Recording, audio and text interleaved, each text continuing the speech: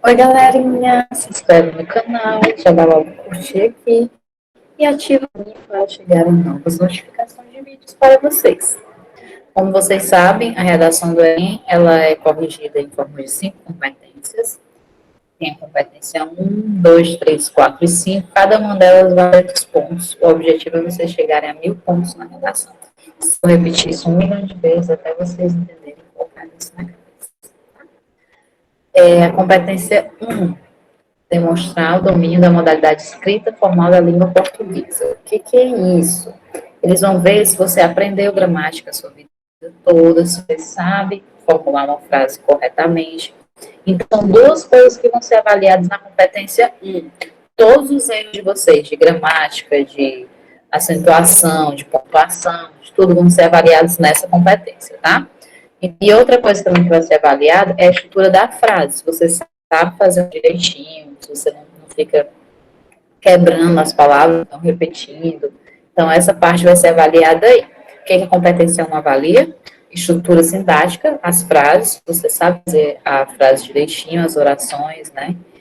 Se você tem erros de escrita, erros de gramática ou erros de escolha de vocabulário, se você colocou uma palavra quando era para ser ou repetição de palavras também entra nessa parte, tá bom? Então, tudo que for erro vai ser avaliado só na competência 1.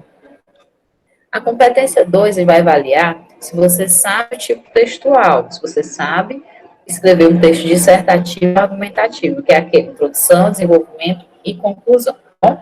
Então, nessa parte aí que eles vão avaliar, se você sabe fazer as 3 fases. Se você abordou o tema, também vai ser avaliado nessa competência 2. Você falou sobre o assunto direitinho. Se você abordou completamente o assunto, se você não tangenciou, também vai ser corrigido nessa competência. Também vai ser vista a estrutura da redação, se você fez introdução, desenvolvimento e conclusão. E, por último, se você tem repertório sociocultural, ou seja, se você colocou informações extras, se você colocou contexto social, dados, contexto histórico, artístico, se você acrescentou coisas a mais na sua redação, se você limitou só o texto motivador. Então, o que a competência 2 vai ver? Tipo textual, se você sabe fazer o texto dissertativo argumentativo, então, tá, introdução, desenvolvimento e conclusão.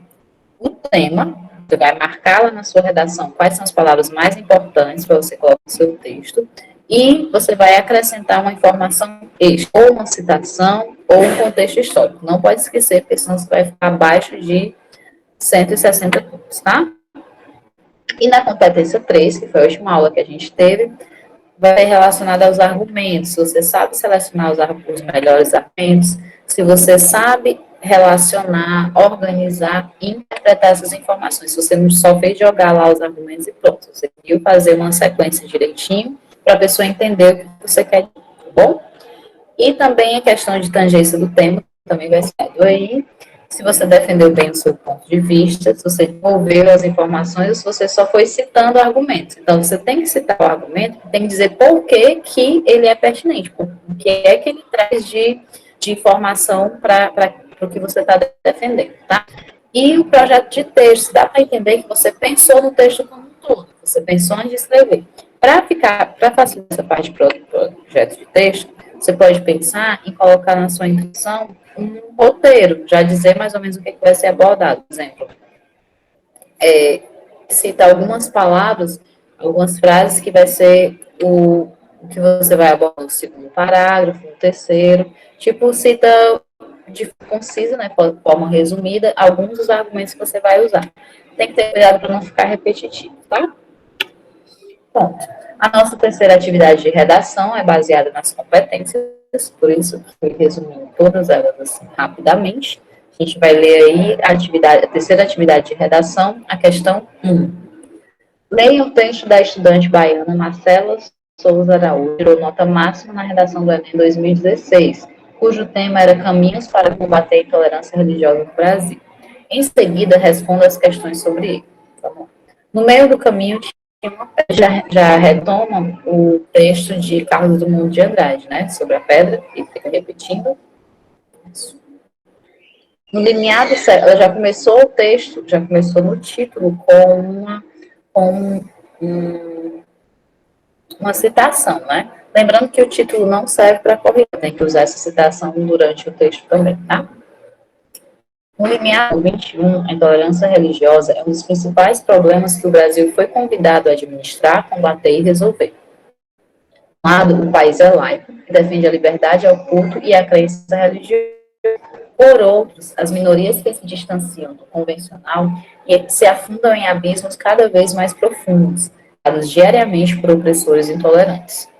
O Brasil é um país de diversas faces, etnias e crenças, e defende em sua Constituição Federal o direito irrestrito à liberdade religiosa. Nesse cenário, tomando como base a legislação e acreditando na laicidade do Estado, as manifestações religiosas e a disseminação de ideologias fora do padrão não são bem aceitas por fundamentalistas. Assim, o que deveria caracterizar diversos Brasis dentro da mesma nação é um motivo de preocupação. Vocês prestarem atenção, o primeiro parágrafo é a introdução, né? Aborda a intolerância religiosa, explica que é um problema no Brasil, e fala que o país é laico, e fala que as minorias acabam sendo intolerantes. Então, ela mostrou aí o que ela vai abordar, né? Ela vai defender uma parte, vai falar sobre a laicidade do país, né, na Constituição, e vai falar sobre a intolerância. Então, ela já colocou os dois que ela vai seguir. Vocês podem prestar atenção que já tem aí um projeto de texto, né? A gente já vai ler esperando encontrar essas informações aí. No primeiro parágrafo, fala sobre a Constituição Federal, já tem outra citação, e as ideologias, né? Aí continua. Paradoxalmente, ao Estado laico, fazendo o contraponto, né? Muitos ainda confundem liberdade de expressão com crimes inafiançáveis. Segundo dados do Instituto de Pesquisa da USP, a cada mês são registrados pelo menos 10 denúncias de intolerância religiosa e desta, 15% envolvem violência física, sendo as principais vítimas fiéis afro-brasileiros. Partindo dessa verdade, e então o direito assegurado pela Constituição e reafirmado pela Secretaria dos Direitos Humanos é amputado e o abismo entre oprimidos e opressores torna-se, portanto, maior. Esse terceiro parágrafo já tem mais uma citação, né, que é os dados do Instituto de Pesquisa da USP sobre as denúncias, né? Parafraseando o sociólogo Simon Bauman, enquanto houver quem alimente a intolerância religiosa, haverá quem defenda a discriminação. Tomando como norte a máxima do autor, para combater a religiosa no Brasil, são necessárias alternativas concretas que tenham protagonistas a tríade do Estado, escola e mídia. Então, aí ele já citou o sociólogo, e vocês prestarem atenção, já confirma aí a competência 3, né? Ele já citou, interpretou a frase do sociólogo, explicou por que é que isso serve para o texto, né? E, por último, a conclusão. O Estado, que é quem vai resolver o problema, por seu caráter socializante e abarcativo, deverá promover políticas públicas, aí já está respondendo o que ele tem que fazer, promover políticas públicas que visem garantir uma maior autonomia religiosa, através dos três poderes, deverá garantir, efetivamente, a liberdade de culto e proteção. Está dizendo o que eles têm que fazer. Lembrando que tem que ter as quatro coisas, tá? Quem vai fazer, o que vai fazer, como vai fazer e por quê. Isso aí ela vai na escola. A escola, formadora de caráter, quem, né? O que ela vai fazer? Deverá incluir matérias como religião em todos os anos da vida escolar.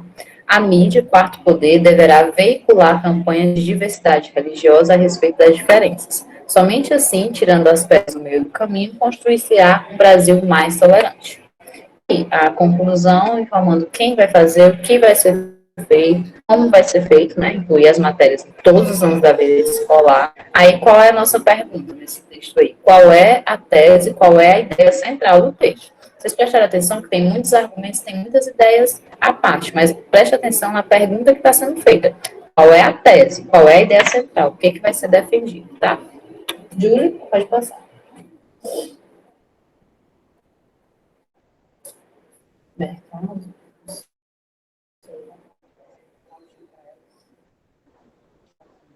Não sei se horas, né?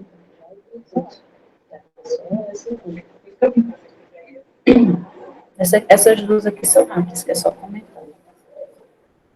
Fábio, corta essa parte do outro slide para isso, viu? Vou começar nesse agora. forma que quando ele assistir ele já viu, eu preciso digitar ele. Sim, vamos lá. Então, qual é a pergunta? A gente sempre, quando você for responder alguma questão do Enem, você lê primeiro o texto todinho, ter mais ou menos uma ideia do que está tratando, aí você vai nas questões. Mas você tem que prestar atenção o que é que a questão está pedindo. Todas as respostas podem ser mais ou menos corretas, mas o que, que ele quer? A tese do texto, a ideia central desse texto, tá? Então, vamos lá. Qual é a ideia central? O que, que o texto trata? Primeiro, somente assim, tirando as pedras do meio do caminho, construir-se-á um Brasil mais tolerante. No limiar do século XXI, a intolerância religiosa é um dos principais problemas que o Brasil foi convidado a administrar, combater e resolver. Terceira, paradoxalmente ao Estado laico, muitos ainda confundem liberdade de expressão com crimes inafiançáveis. Quarta, por outros, as minorias que se distanciam do convencional se afundam em abismos cada vez mais profundos, cavados diariamente por opressores intolerantes. Quinta, no meio do caminho de uma pedra. Se vocês prestarem atenção, todos esses assuntos têm no texto, todos eles são frases do texto. Todos poderiam estar corretos. Como é que a gente vai saber qual é que está correto? É a tese, é a ideia central, o que, que o texto inteiro defende. Aí você vai ver, não é só essa tirando as pedras do caminho, lá no final só. Ele só explica, só aborda isso aí no fim. Aí a terceira, muitos confundem liberdade de expressão com crimes inafiançáveis. É um dos argumentos, está lá no segundo parágrafo. Quarto, as minorias se distanciam, se afundam em abismo, também é só um momento. E no meio do caminho tinha uma pedra, não é a ideia central, ele não está falando sobre isso, sobre a pedra. Então, o que é a ideia central? A do século XXI, a intolerância religiosa é um dos problemas que o Brasil foi convidado a administrar, combater e resolver. Essa frase aí, se você prestar atenção, ela resume tudo que o texto fala. Por isso que ela é a ideia central. O que é a tese? Você vai resumir em uma frase o que você vai abordar nesse texto, o que você quer que a pessoa concorde com você, qual é a sua opinião sobre aquilo. Aí o restante, ó, o item 1, 2, 3, os outros itens, eles estão só confirmando essa primeira ideia, tá? Essa tese. Então, a resposta correta é o item 2. Dentre os tipos de argumentos para defender sua opinião, Marcela usa só não utiliza. Aí já vem os argumentos, as estratégias que você pode usar para defender a sua opinião. Citações de voz de autoridade. O que é citação de voz de autoridade? Citação de alguma pessoa que entende do assunto. Lá ela citou, ela colocou lá os pontos, né?